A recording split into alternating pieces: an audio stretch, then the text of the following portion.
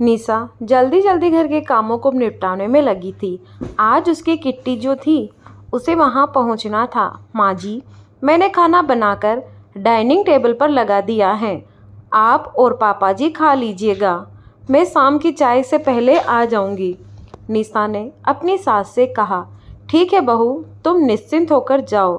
शाम के चाय की चिंता न करना, मैं बना लूँगी। तुम आराम से आना, निशा की सास ने उससे कहा। निशा ने महसूस किया कि उससे बात करते हुए उसकी सास के चेहरे पर उदासी है, जबकि निशा ने हमेशा अपनी सास को मुस्कुराते हुए ही देखा था। फिर आज उनके चेहरे पर यह उदासी क्यों है? निशा सोच में पड़ गई। माँ जी, आप उदास क्यों हैं? कोई परेशानी है क्या? अगर कुछ हुआ है तो मुझे बता दीजिए, शायद मैं कोई मदद कर सकूं। निशा ने चिंता जाहिर करते हुए पूछा। नहीं बहू, ऐसा कुछ नहीं है। वह रात में ठीक से नींद नहीं आई, इसीलिए चेहरा उतरा हुआ है। थोड़ी देर सो लूँगी तो ठीक हो जाऊंगी। निशा की सास ने मुस्कुराने की कोशिश करते हुए कहा, पर निशा को उनकी बात पर विश्वास नहीं हुआ। फिर भी उसने बात को आगे नहीं बढ़ाया और तैयार होकर किट्टी पार्टी में चली गई। किट्टी में सभी सहेलियां अपने पति के प्रेम और विश्वास पर बात करती रही। निशा ने कहा, जब हम किसी से प्रेम करते हैं तो उस पर विश्वास हो ही जाता है, क्योंकि प्रेम और विश्वास एक दूसरे के पूरक हैं। मैं तेरी इस बात से पूरी तरह सहमत नहीं हूँ। कभी प्रेम में अति विश्वास घातक सिद्ध हो सकता है। जब हम प्रेम में अंधविश्वास करने लगते हैं तो हमारे विश्वास को टूटने में देर नहीं लगती, उसकी सहेली मोना ने कहा। वहाँ बैठी सभी औरतें मोना की बात का समर्थन करने लगी। उन्होंने कहा कि प्रेम करना और अपने प्रेम पर विश्वास करना ठीक है, पर अंधविश्वास नहीं करना चाहिए। वह व्यक्ति हमारे पति ही क्यों न हो, मैं तुम लोगों की बातों से सहमत नहीं हूँ। मैं अपने पति से प्रेम भी करती हूँ और विश्वास भी, क्योंकि मुझे पता है कि वह भी मुझे प्यार करते हैं और इस जन्म में तो क्या, वह हर जन्म में मुझसे ही प्यार करेंगे। मेरी मांग का सिंदूर और मेरा श्रृंगार इसका प्रतीक है। मैं दूसरी औरतों की तरह नहीं हूँ जिनके पति उनके साथ विश्वासघात करते हैं और वह तब भी उनके नाम का श्रृंगार चेहरे पर झूठी मुस्कान लिए फिरती है। मैं ऐसा दिखावा कभी नहीं कर सकती। मैं जानती हूँ कि मेरा यह विश्वास कभी नहीं टूटेगा। निशा ने गर्व से मुस्कुराते हुए कहा। किट्टी पार्टी के बाद जब निशा घर जा रही थी तो उसकी नज़र अपने पति की कार पर पड़ी, जो उसके बगल से अभी निकली थी। क्रॉसिंग पर उसकी टैक्सी रुकी हुई थी। तब उसने देखा था उसके साथ कोई लड़की भी थी, जो उसके पति से सटकर बैठी हुई थी। निशा को अपनी आंखों पर विश्वास नहीं हुआ। उसके मन में एक क्षण के लिए शक का बीज पनप उठा। फिर उसने सोचा, हो सकता है वह उनकी सेक्रेटरी हो और वह लोग ऑफिस मीटिंग के लिए जा रहे हो। उसने अपने दिमाग से उस बात को निकाल दिया और अपनी ही बेवकूफ़ी पर मुस्कुरा उठी। जब वह घर के दरवाजे पर पहुंची तो अंदर से उसकी सास की आवाज़ सुनाई दी। वह अपने पति से कह रही थी, जब ये बात बहू को पता चलेगी तो उसके दिल पर क्या गुजरेगी। उसका तो विश्वास ही टूट जाएगा। वह हम पर बहुत विश्वास करती है। मेरी तो कुछ भी समझ में नहीं आ रहा है कि मैं उसे कैसे बताऊं कि उसके पति ने दूसरी शादी कर ली है। मोहित ने इस घर के अलावा भी एक दूसरा घर बसा लिया है। अपनी सास की बात सुनकर निशा के पैरों के नीचे की ज़मीन खिसक गई। उसके सोचने समझने की शक्ति क्षीण होने लगी। उसने लड़खड़ाते हुए दरवाज़ा खोला। उसकी हालत देखकर उसकी सास समझ गई कि निशा ने सब सुन लिया है। बहू, हम तुम्हें बताना चाहते थे पर हिम्मत नहीं जुटा पाए। मुझे माफ़ कर दो। मुझे अपने बेटे से ऐसी उम्मीद नहीं थी। निशा की सास ने दुखी होकर कहा। माँ जी, ये बात आपको पता था, फिर भी आपने मुझे नहीं बताया। धोखे में रखा आपने। ऐसा क्यों किया? निशा ने रोते हुए पूछा। बहू, मुझे कल ही पता चला है, तब से मैं यही सोच रही थी कि मैं तुम्हें कैसे बताऊं। निशा की सास ने कहा। माँ जी, इसमें सोचने जैसी क्या बात थी? आपको मुझे बता देना चाहिए था। आपने मेरा विश्वास तोड़ा है, जबकि आप मुझसे कहती थी कि आप मुझे अपनी बेटी मानती हैं, पर ऐसा नहीं है। मैं सिर्फ बहू हूँ, बेटी नहीं। आपको सब पहले से पता था कि आपके बेटे ने दूसरी शादी कर ली है। निशा ने व्यंग्य से मुस्कुराते हुए कहा, बहू तुम मुझे दोषी करार नहीं दे सकती। मैंने तुम्हें बहुत पहले सचेत किया था कि मोहित अब हर हफ्ते ऑफिस के काम के सिलसिले में बाहर क्यों जाता है, कहीं किसी लड़की का चक्कर तो नहीं है। पर तुमने मुझसे बहुत गर्व और विश्वास से कहा था कि माँ जी, वह मेरे सिवा किसी भी लड़की की ओर आंख उठाकर भी नहीं देखेंगे। उस समय मैंने तुम्हें समझाने की कोशिश की थी कि किसी पर अति विश्वास नहीं करना चाहिए, पर तुमने मेरी बात को हंसी में उड़ा दिया था। अपने पति पर विश्वास करना ठीक है, पर उसकी गतिविधियों पर नज़र भी रखना चाहिए। अपने साज श्रृंगार से उसे रिझाना चाहिए। तुमने ऐसा करना छोड़ दिया।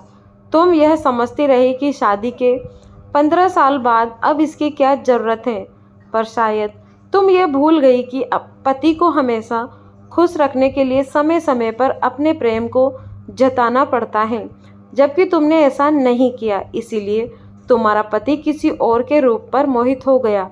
निशा की सास ने गंभीरता से कहा। निशा ने कोई जवाब नहीं दिया। उसे कुछ समझ नहीं आ रहा था कि वो क्या जवाब दे। वो अपनी सास की बात सुनकर मन ही मन सोचने लगी, क्या पति पत्नी का रिश्ता सिर्फ शारीरिक आकर्षण में बंधा होता है? पत्नी की सुंदरता जब तक बरकरार है, तभी तक वो पति के दिल की मालिका है।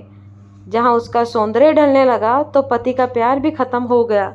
लेकिन सुंदरता सिर्फ पत्नी की नहीं ढलती, पति की भी तो ढलती है। उम्र के साथ पहले जैसे जवान नहीं रहते, लेकिन पति को तो पत्नी में कोई कमी नहीं दिखाई देती। वो तो पहले से ज़्यादा पति को प्यार करने लगती हैं। वो पति पर अपना सर्वस्व न्यौछावर कर देने को तत्पर रहती हैं। अगर पति पत्नी का रिश्ता सिर्फ शारीरिक आकर्षण पर टिका है, तो पति के नाम पर किया गया दिखावे का श्रृंगार किस काम का?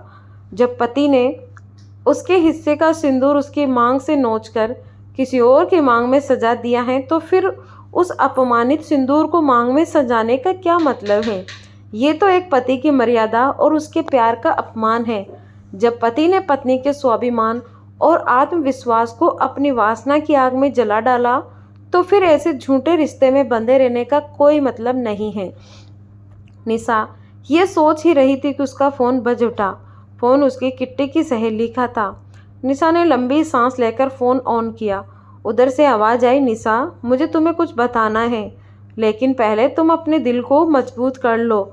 निशा की सहेली ने गंभीर लहजे में कहा, क्या बात है रमा, तुम ऐसा क्यों कह रही हो? निशा ने गंभीरता लहजे में पूछा। वो रमा की बात का मतलब समझ गई थी, लेकिन उसने अनजान बनते हुए पूछा, निशा मैंने तुम्हारे पति को किसी और औरत के साथ देखा है। वो औरत बहुत ही सुंदर और जवान है। शायद तुम्हारे पति ने उससे शादी कर ली है। तुम्हें तो अपने पति के प्यार पर बहुत ही भरोसा था, पर तुम्हारे पति ने तुम्हारा भरोसा तोड़ दिया है। ये बात झूठ नहीं है, बिल्कुल सही है।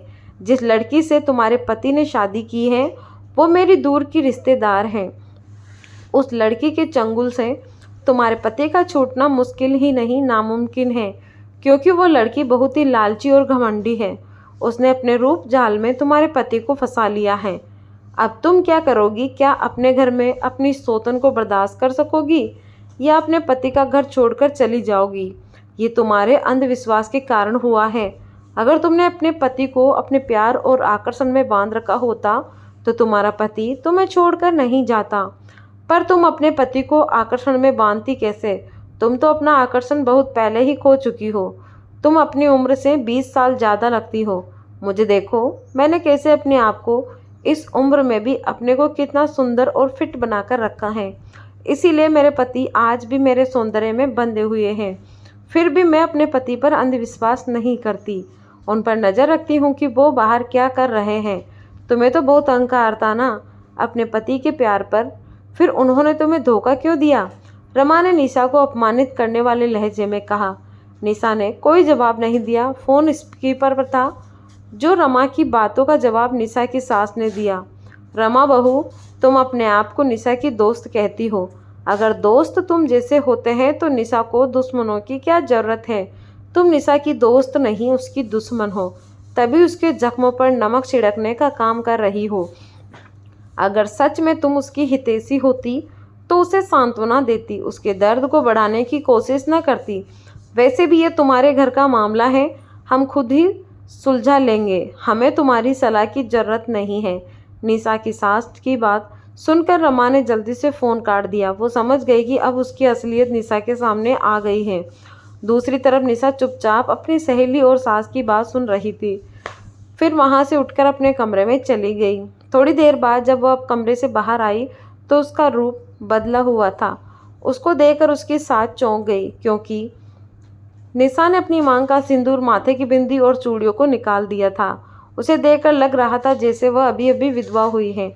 निशा की सास ने उससे देखकर आश्चर्य से पूछा, बहू ये क्या किया? अभी तुम्हारा पति जिंदा है और तुमने विधवा का रूप धारण कर लिया? यह तो अपशकुन है।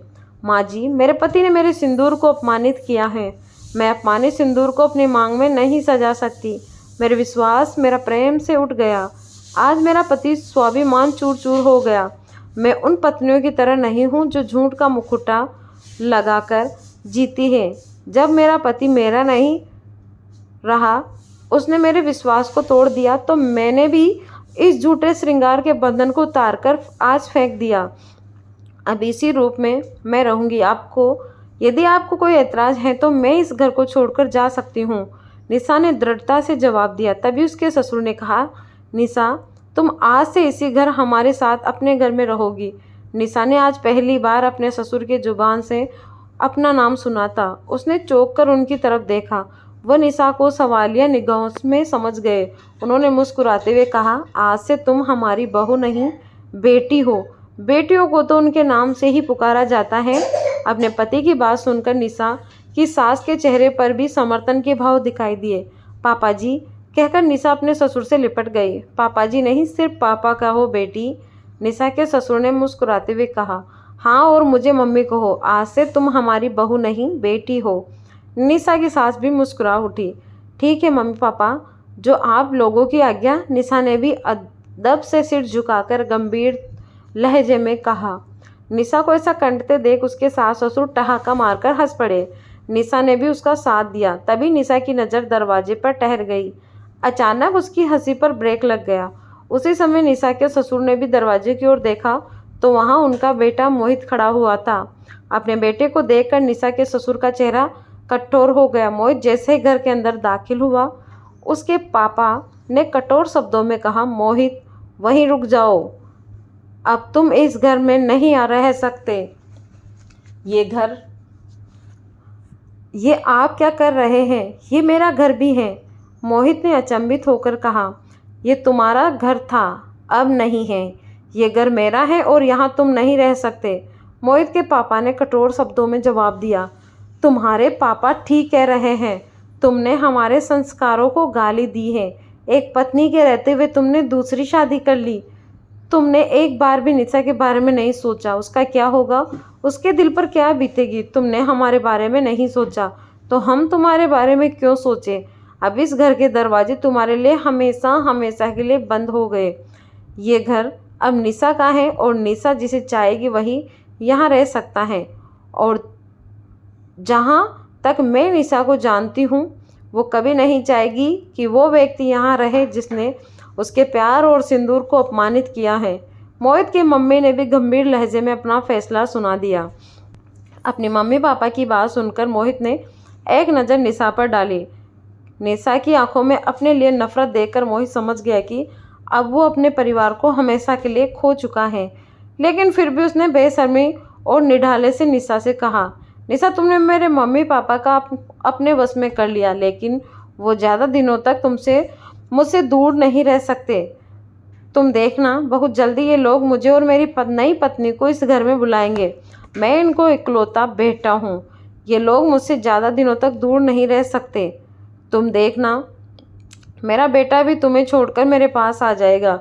तुम जानती हो क्यों? क्योंकि मेरे पास पैसा है। तुम तो कुछ करती भी नहीं हो। अपने बेटे की ज़रूरतें कहाँ से पूरी करोगी? इस समय तो मैं यहाँ से जा रहा हूँ। बहुत जल्दी अपने बेटे को लेने आऊँगा। तब मेरा बेटा मेरे साथ जाएगा और तुम देखती रह जाओगी। निशा ने अपने पति की बातों का कोई जवाब नहीं दिया। निशा को चुप देखकर मोहित के चेहरे पर एक गर्वीली मुस्कान फैल गई, जैसे वो कह रहा हो, तुम कुछ नहीं कर पाओगी। मोहित ने एक व्यंग्यात्मक नज़र निशा पर डाली और वहाँ से जाने लगा। तभी निशा की गंभीर आवाज़ सुनकर वो रुक गया। निशा उससे कह रही थी, मिस्टर मोहित शुक्ला, मेरी भी बात सुनते जाओ। तुम आज के बाद मेरे बेटे से मिलने की कोशिश न करना, वरना मैं तुम्हें कहीं का नहीं छोड़ूंगी। अगर तुम चाहते हो कि तुम अपनी नई पत्नी के साथ खुश रहो तो आज से समझ लेना कि तुम्हारा कोई बेटा नहीं है। अगर तुमने उसके नज़दीक भी जाने की कोशिश की तो मैं तुम्हारा और तुम्हारी नई पत्नी का वो हाल करूंगी कि तुम इस समाज में मुंह दिखाने के काबिल नहीं रहोगे। तुम मुझे मेरे बेटे से मिलने से रोक सकती? मोहित ने गुस्से से कहा। आप किस बेटे की बात कर रहे हैं मिस्टर रोहित शुक्ला? तभी वहाँ एक गंभीर आवाज़ सुनाई दी। मोहित ने पीछे मुड़कर देखा तो उसका बेटा आर्यन खड़ा था। उसके चेहरे पर एक मोहित के लिए नफरत के भाव थे। अपने बेटे की आंखों में अपने लिए घृणा देखकर मोहित कांप गया, क्योंकि उसकी योजना पर पानी फिर गया था। मिस्टर मोहित शुक्ला, मैं आपका नहीं अपनी माँ का बेटा हूँ। मैं आपको अपना पिता मानता ही नहीं, इसीलिए आज के बाद आप मुझसे मिलने की कोशिश न करना और ना ही कीजिएगा। जो व्यक्ति वासना का पुजारी होता है वो न तो किसी का बेटा होता है और न ही पति और न ही पिता। इसीलिए आप यहाँ से जा सकते हैं। आपकी सुंदर पत्नी आपका इंतजार कर रही होगी। आर्यन ने नफरत से मोहित को देखते हुए कहा। मोहित अपने बेटे की इतनी कड़वी बात सुनकर शर्म से पानी पानी हो गया। उसने आशा भरी निगाहों से अपने माता पिता की ओर देखा, पर उनके चेहरे पर भी कठोरता दिखाई दी। मोहित ने एक हारे हुए जुआरी की तरह थके कदमों से बाहर निकल गया। निशा अपने बेटे से लिपटकर फूट फूट कर रो पड़ी, पर ये आंसू दुख के नहीं खुशी के थे। आज उसके बेटे ने अपनी माँ के स्वाभिमान की रक्षा जो की थी